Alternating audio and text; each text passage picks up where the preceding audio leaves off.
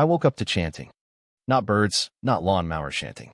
At first, I thought my phone had betrayed me, autoplaying some mindfulness podcast in the night. But when I yanked open the curtains, I nearly dropped my coffee. There, in my backyard, the one I'd bought, landscaped, and mowed just days ago, were 15 women doing yoga. My backyard, behind a 6-foot privacy fence. In the center, a woman in a neon green headband stood, eyes closed, arms raised, loudly guiding the group to embrace their inner glow. That was my first encounter with Linda. 2 months earlier, I'd moved here to escape the city's chaos. I'm a software developer, working from home, craving a quiet spot to sip coffee, walk barefoot on grass, and maybe hear birds instead of horns. But suburbia has its own chaos, and its name is Linda.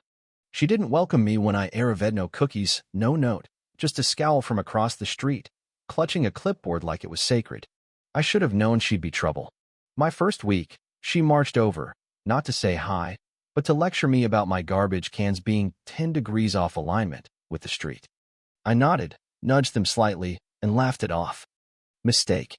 Now, I stood in my kitchen, watching these women stretch on my grass like it was a park. Slipping outside in my slippers, I blurted, "Can I help you?" Linda cracked one eye, sighed as if I'd disrupted a holy ritual, and said, "We're grounding ourselves. Please lower your energy." I blinked. "This is private property." She straightened, clapped twice, and the group froze mid-pose. "This is HOA common land," she declared, striding toward me like a queen. "It's community green space. You're new, so I'll let it slide." I kept my cool. "No, this is my yard. It's on my deed." She scoffed. "Deeds are paper. Community is energy. You can't gatekeep wellness." I stared for 3 seconds, then went inside, not to give up, but to grab my closing documents. By the time I returned, the chanting had resumed.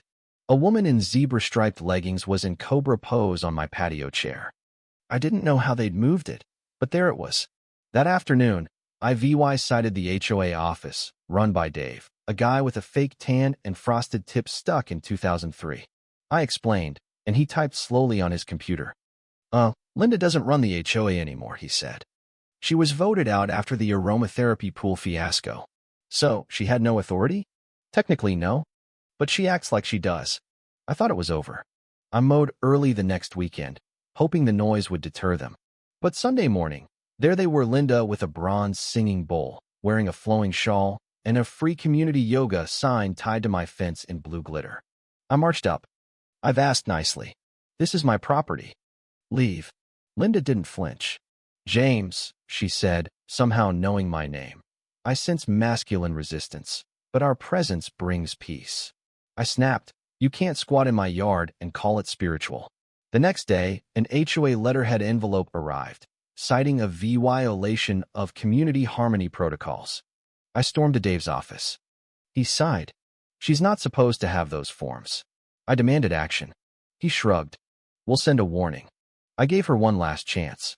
That night, I knocked on Linda's door. She answered in a haze of lavender smoke, draped in a beaded shawl. "Don't come into my yard again, or I'll call the police," I said. She smiled. "Do what you must, but resistance creates imbalance." She was unhinged. Reason hadn't worked, so I turned to my final weapon, metal music, loud, window-rattling metal. Saturday, I was ready. At 6 a.m., I set up a massive Bluetooth speaker in my garage, armed with a playlist called Apocalypse Riffs. Black Sabbath, Metallica, Pantera, each track chosen for chaos. At 7:45, I heard Linda's wind chimes. Showtime. As she raised her arms for a morning breath flow, I hit play. A guitar roared, followed by a vocalist sounding like a demon's wrath. A woman dropped her yoga block. Another shrieked. Linda's headband flew off as she spun, horrified. She yelled, but the music drowned her out.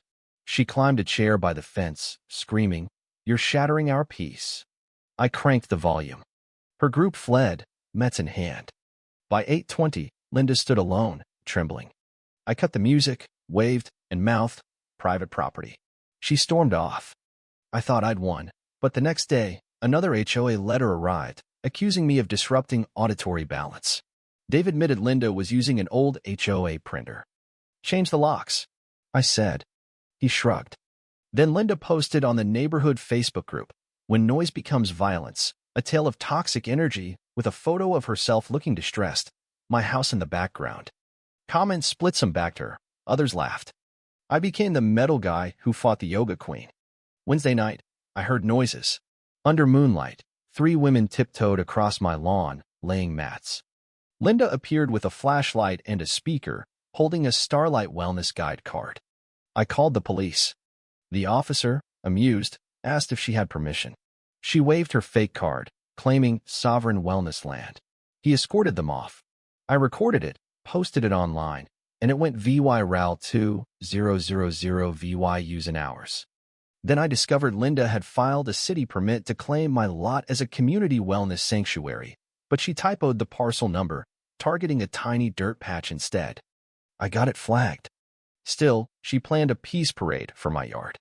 I set a trap, motion cameras, supportive neighbors, and a news crew. Saturday, Linda arrived with 20 robed followers, chanting. The news van pulled up. I showed my deed. The HOA president, Susan, banned Linda from organizing events. Linda's meltdown screaming about spiritual fascism was broadcast live. She fled. Days later, Linda's house went under contract. She moved to a desert town to realign her aura. The HOA apologized, waived my fees, and rewrote bylaws. My yard was mine again. I posted the saga on Reddit. HOA Linda held yoga in my yard, so I blasted metal. It exploded. Thousands of upvotes, TikTok reenactments, Chakra Slayer memes. Even Linda's nephew, Ethan, emailed, apologizing and asking for coding ad VYC. I told him to avoid fake legal stunts. Now my yard's quiet. I planted a tree, found a glittery Harmony stone Linda left, and tossed it aside. With a cold drink, I play my playlist, the sign on my gate clear, private property. No posing.